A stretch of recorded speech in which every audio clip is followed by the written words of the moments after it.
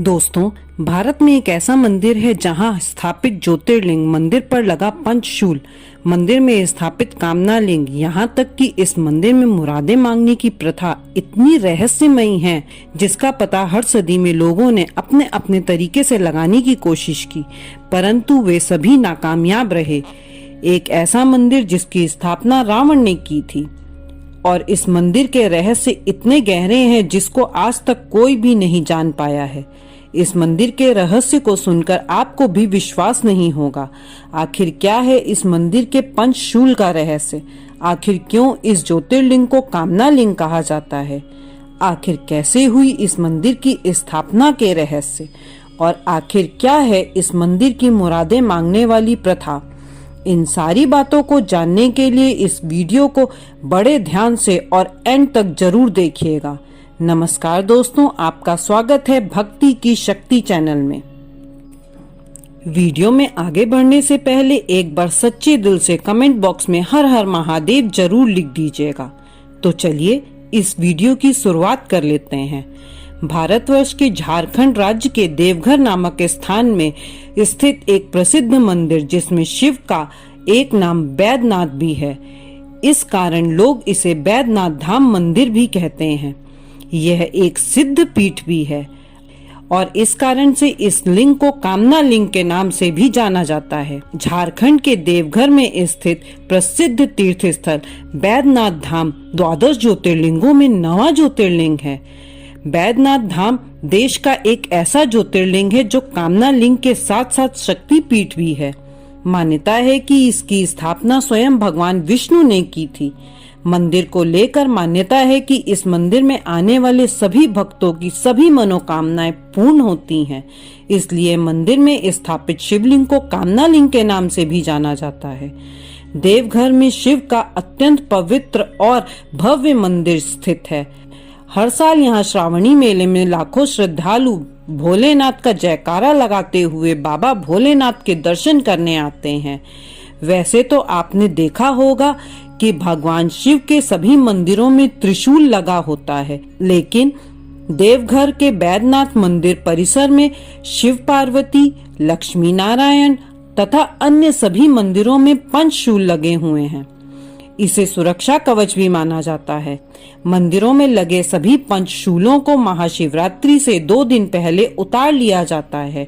इसके बाद महाशिवरात्रि से 1 दिन पहले विधि विधान के साथ उनकी पूजा की जाती है। उसके बाद उन पंचशूलों को फिर से वहीं स्थापित कर दिया जाता है। इस दौरान भगवान शिव और माता पार्वती के गठबंधन को भी हटा दिया जाता है।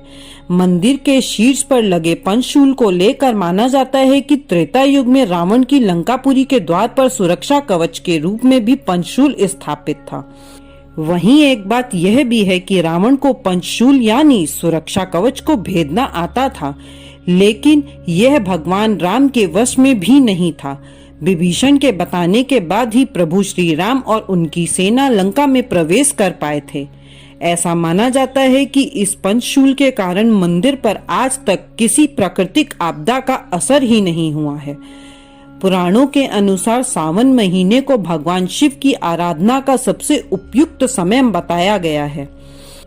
सावन के पावन महीने में लाखों श्रद्धालु 105 किलोमीटर दूर सुल्तानगंज से जल भरकर कांवड़ के जरिए बाबा बैद्यनाथ का जलाभिषेक करते हैं और भोलेनाथ की कृपा प्राप्त करते हैं। बैद्यनाथ धाम में स्थापित शिवलिंग की कहानी इतनी पौराणिक और दिलचस्प है कि आप इस पावन धाम के दर्शन जरूर करना चाहेंगे।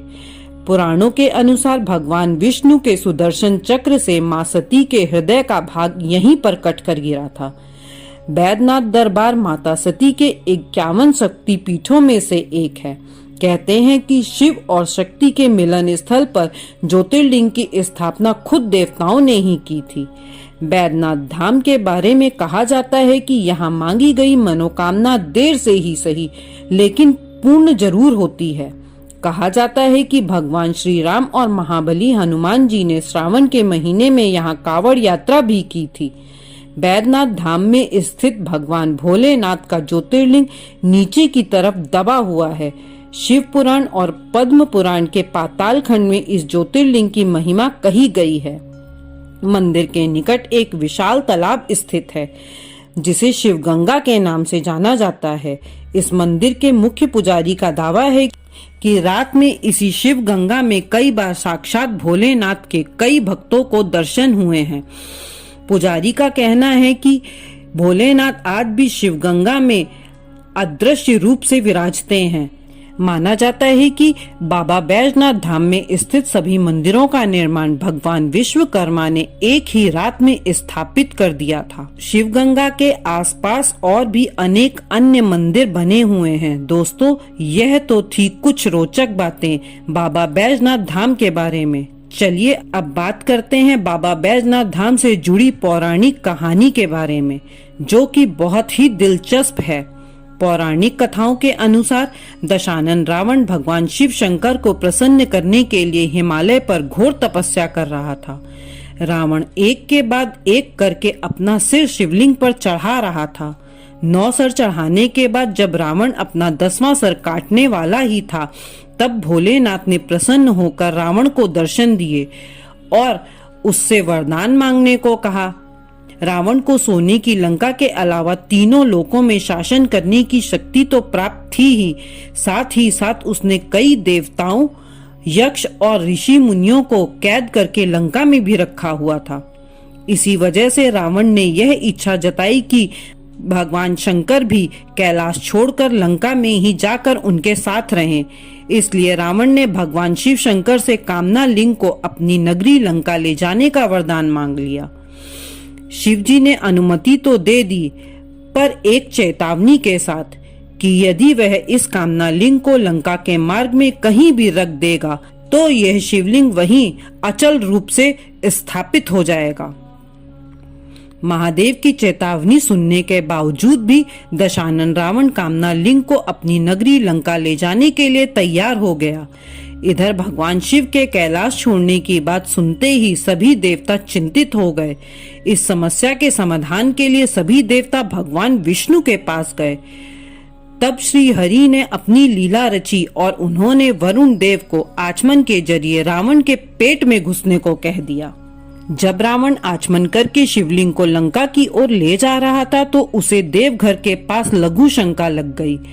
शिवलिंग को हाथ में लेकर लघु शंका करना उसे उचित नहीं लगा, इसलिए उसने अपने आसपास देखा कि कोई मिल जाए जिसे वह शिवलिंग थमाकर लघु शंका कर सके। कुछ देर के बाद उसे एक ग्वाला नजर आया जिसका नाम बैजू था। कहते हैं कि उस बैजू नाम के ग्वाले के रूप में स्वयं भगवान विष्णु वहां आए थे। रावण ने उस ग्वाले से कहा कि वह शिवलिंग को पकड़ कर रखे ताकि वह लघु शंका कर सके, और उसने यह भी कहा कि शिवलिंग को भूल से भी भूमि पर मत रखना। रावण जब लघु शंका करने लगा तब उसी लघु शंका से एक तालाब बन गया, लेकिन रावण की लघु शंका समाप्त ही नहीं हुई। ग्वाले के रूप में मौजूद भगवान विष्णु ने रावण से कहा कि अब बहुत देर हो चुकी है, अब मैं और इस शिवलिंग को उठाकर खड़ा नहीं रह सकता हूँ। इतना कहकर उसने शिवलिंग को भूमि पर रख दिया। इसके बाद रावण की लघु शंका भी समाप्त हो गई। जब रावण लौटकर आया तो उसने शिवलिंग को जमीन पर पाया और वह अपनी लाख कोशिश के बावजूद भी शिवलिंग को वहां से उठा नहीं पाया। तब उसे भगवान की लीला समझ में आ गई और तब रावण क्रोधित होकर उस शिवलिंग पर अपना अंगूठा दबाकर वहां से चला गया। इसी कारण देवघर में स्थित बाबा बैजनाथ धाम में शिवलिंग नीचे की ओर दबी हुई है। इसके बाद ब्रह्मा विष्णु और देवताओं ने आकर शिवलिंग की पूजा की और फिर भगवान के दर्शन होते ही सभी देवताओं ने शिवलिंग को उसी स्थान पर स्थापित कर दिया और तभी से महादेव कामना लिंग के रूप में देवघर में विराजते हैं। दोस्त कहते हैं कि देवघर बैजनाथ धाम में मन से मांगी गई मनोकामना देर से ही सही मगर पूरी जरूर होती है। अगर आपने भी कभी बैजनाथ धाम ज्योतिर्लिंग के दर्शन किए हैं तो अपने अनुभव हमें कमेंट बॉक्स में जरूर लिखिए। बाबा बैजनाथ धाम के अलावा कुछ और भी दिव्य मंदिर हैं जिनका दर्शन आपको अवश्य करना चाहिए। बैजनाथ धाम मंदिर की यात्रा तब तक अधूरी मानी जाती है जब तक वासुकी नाथ में दर्शन नहीं किए जाते। पहले ऐसी मान्यता का प्रचलन नहीं था, ना ही पुराणों में ऐसा वर्णन है। यह मंदिर देवघर से 42 किलोमीटर दूर जरमुंडी गांव के पास स्थित है। यहाँ पर स्थानीय कला के विभिन्न रूपों को देखा जा सकता है।